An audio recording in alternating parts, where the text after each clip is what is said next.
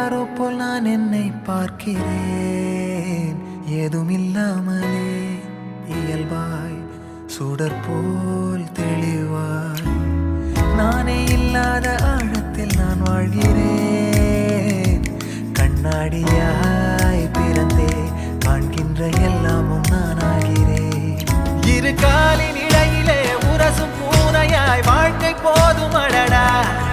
எதிர்காணும் யாவுமே